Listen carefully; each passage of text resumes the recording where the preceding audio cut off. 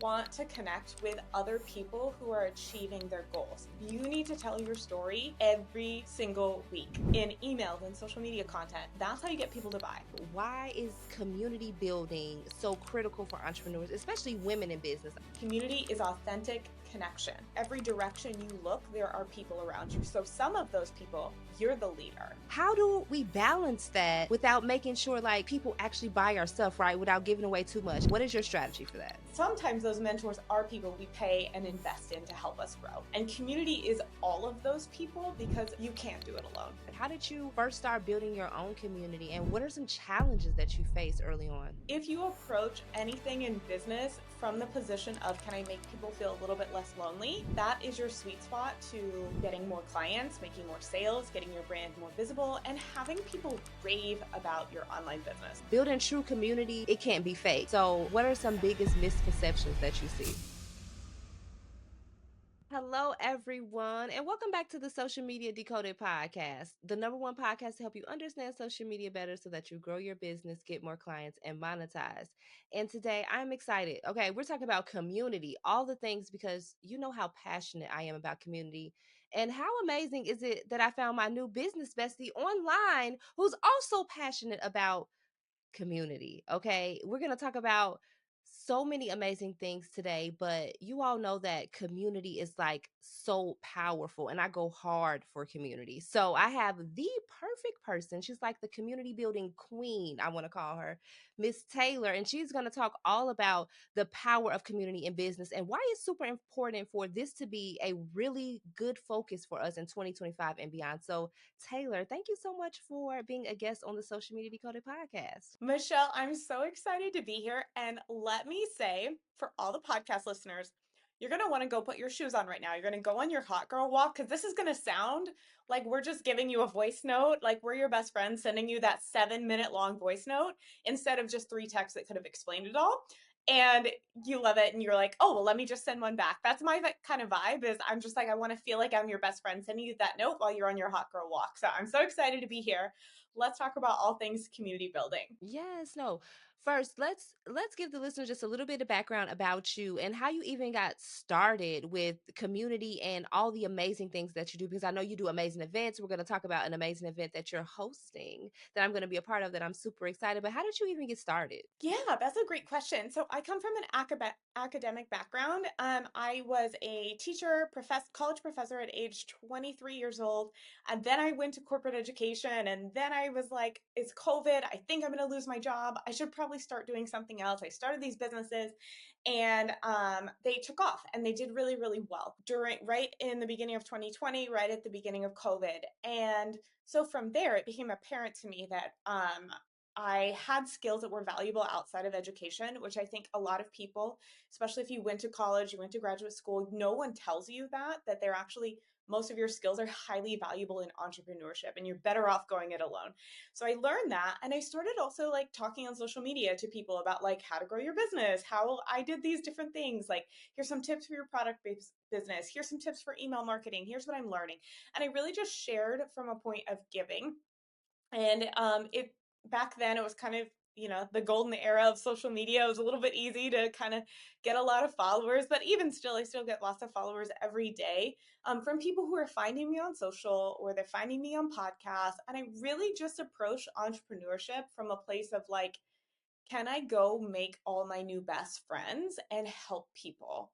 And that's really all community comes down to is like, can you connect and help people and encourage them and just give them a little bit of like good? We're so alone all of the time. America is in a loneliness epidemic. Over 80% of people in the United States report feeling lonely. So if you approach anything in business from the position of, can I make people feel a little bit less lonely? That is your sweet spot to getting more clients, making more sales, getting your brand more visible, and having people rave about your online business. So that's kind of how I started is I just looked for people to share and connect with, and it grew from there. Yes, and you're doing an amazing job. And I totally agree. That's why I love doing podcasts. That's why I love community because it is like I'm just finding all my besties. And we're going to talk about social media and marketing because you all know, oh my God, I love talking about this. It's the podcast thing, right? So that is like spot on. Again, I hope you have your pens and your notepads ready. I know you're might be on your hot girl walk, but make sure that you can note or take some notes because I'm sure Taylor is about to drop some gems. Now, we're going to talk about the power of community and business, which we're both super passionate about. So I know this is going to be a great conversation. You already know I don't bring any experts on this show that are not going to give you the best gems. Okay. So let's talk about community and why is community building so critical for entrepreneurs, especially women in business. I feel like we were just talking offline about how we are in silos, we're alone, and we need community. And so, why is this so important?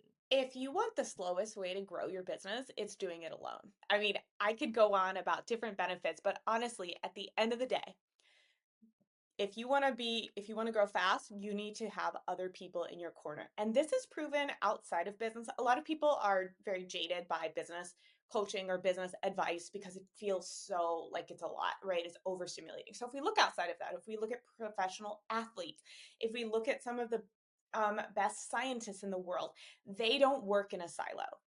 So why are you doing that with your own company?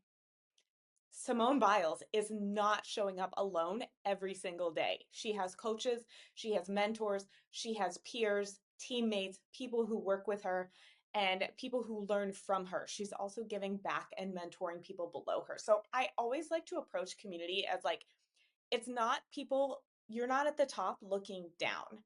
Everywhere, every direction you look, there are people around you. So some of those people, you're the leader.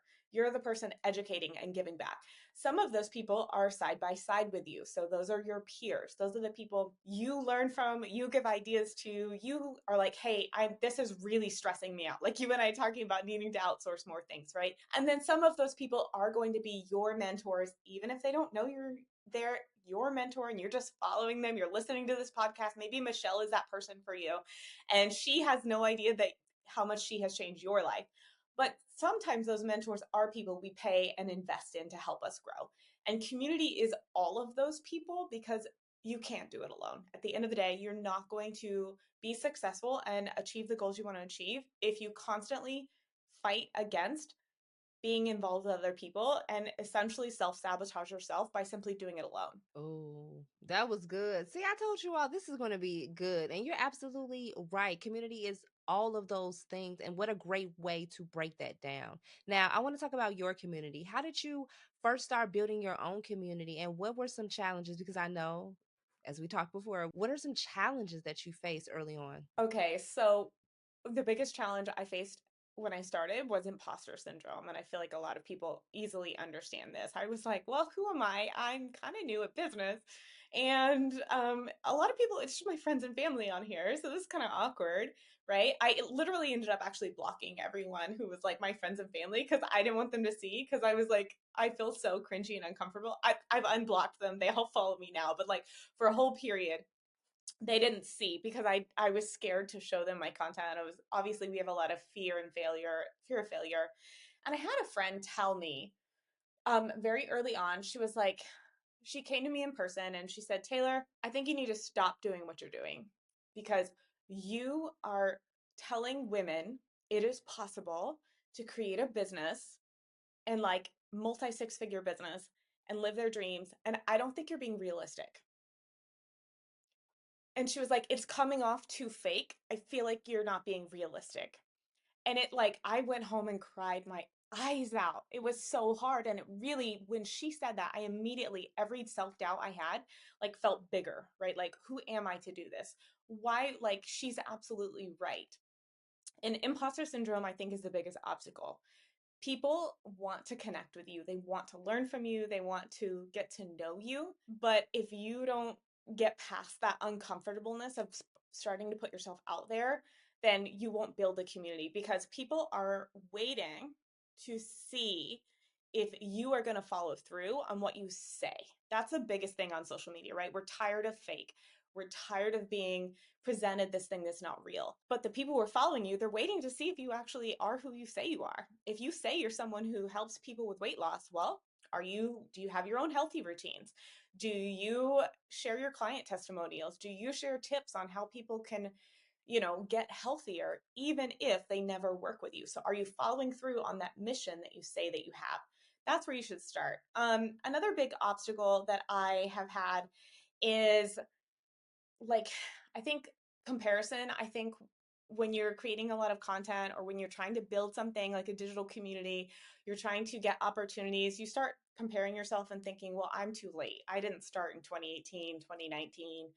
I don't have a big social media audience. The truth is, you could do the exact same thing as someone else and still impact people's lives because certain people will resonate with you over the people you view as your competitors. And they're not really your competitors, but you will only continue to hold yourself back and do people the disservice of not helping them if you don't show up and provide value.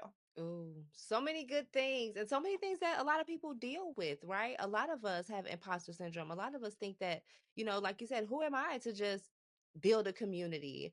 I definitely thought that back early on. I'm like, okay, I have people following me, like, and it's my family. Like, what are they gonna think? And then one day I was just like, you know what? I'm just gonna do this. So you just gotta do it. Just Yeah. do it. Right. And then worry about all the other things later. Like you said, you unblocked your family and now they all follow you. And now, like, you have people that support you. Right. The people that probably support you are probably the people that don't know you. Right. They're probably the people that support you the most. And I know that's for me. Like, I don't know a lot of you, right, who listen to this podcast, and I appreciate you, but you all support me, and that is so important, and it's community. So thank you to the social media decoded community. While we're talking about community, thank you, I appreciate you all. So let's talk about misconceptions, since we were already talking about that. What are some misconceptions that business owners have about creating an engaged audience? Because we see a lot of fake Mm, things online, a lot of things are inflated, but building true community, it can't be faked. So what are some yeah. biggest misconceptions that you see? Ooh, okay. Misconceptions, I think, is that you need to um be like produce or have like the best or highest quality content or offers to have community, right? It has to be like flawless and perfect. And community is actually the opposite of that. Community is authentic connection. So if you're producing everything and you the reason you're not doing a podcast, the reason you don't have YouTube, the reason you're not making your content is because you can't make it perfect enough. Your house isn't aesthetic. Your kids are in the background. You don't know what you're going to say. You are awkward on video. That is actually the opposite of community.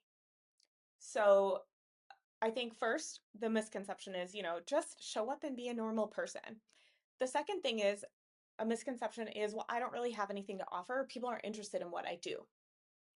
The best performing community content is the one where you don't produce it. It's literally just your pictures, your videos, some simple text over text over B-roll where you're like, come with me to the marathon I ran. Come with me to speak at this event. Here's 5 photos of, this class I went to. I went to this training and here's some things I learned and here's the people that taught at that seminar and I'm tagging them. People want to connect with other people who are achieving their goals. So just I think that a lot of business owners make the mistake of thinking that community means making content about your products, making content about your services, when it actually means show them that you're a person who, like them, wants to improve your life. Ooh, so good. So good. No, the thing that you said at the end, that's probably like the most important thing that you said the whole right there, right? Authenticity is like key to everything.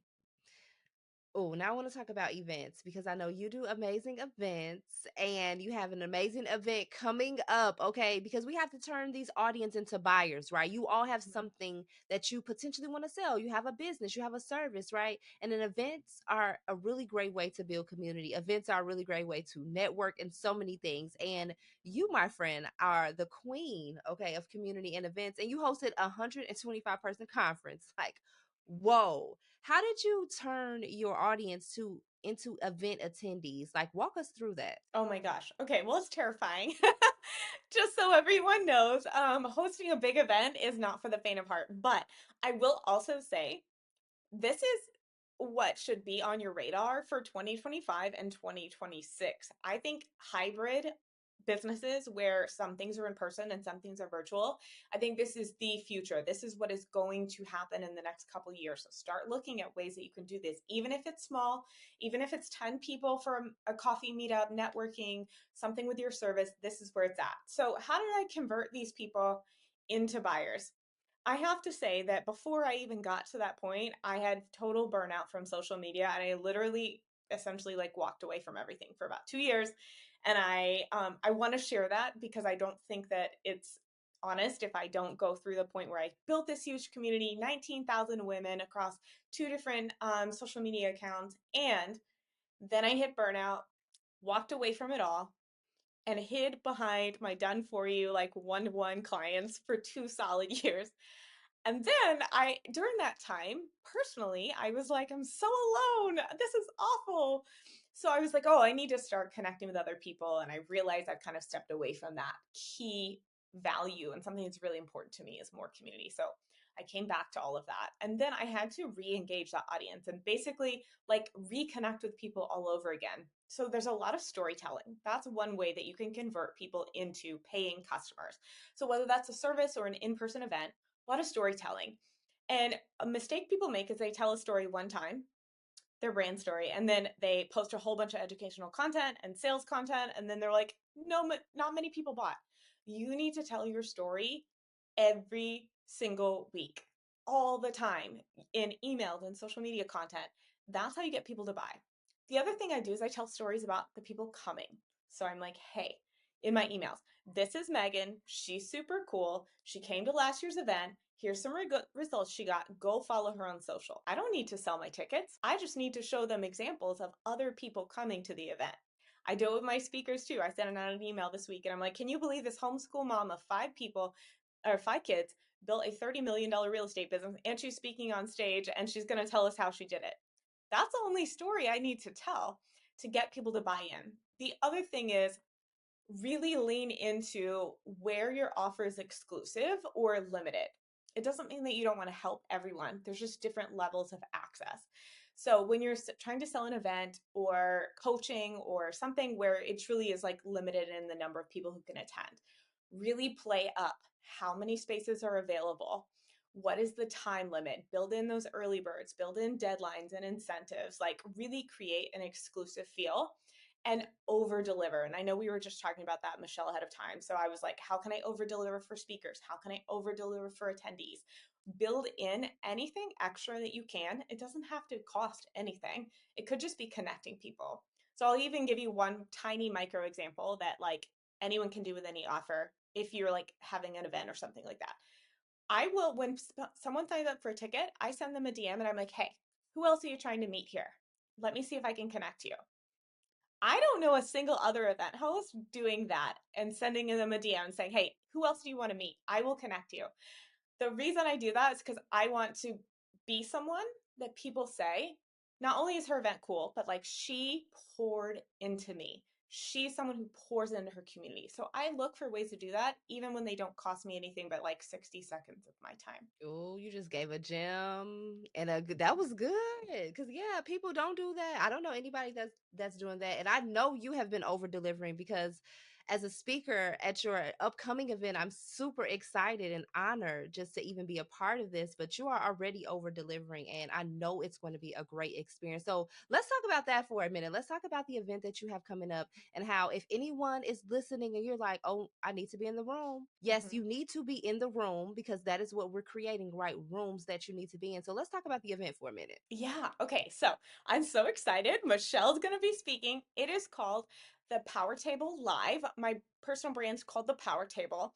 And our brand slogan is Girlfriend, we saved you a seat. And the reason I say that is because I want it to be a community. I want it to be a space where, hey, like you don't have to come in and feel like an imposter. We already have a space for you here. This is an event for women in business where if your clients find you online, this is the event for you. So, whether you're a service provider, whether you own multiple business locations, whether you are a course creator or content creator, if your people find you online, you want to come to this event because we are a strategy centered conference.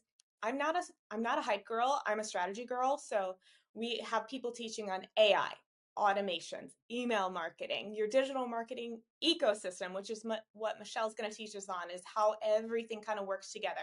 We have people coming in and talking about messaging, personal branding. I'm going to educate on digital products like courses and communities.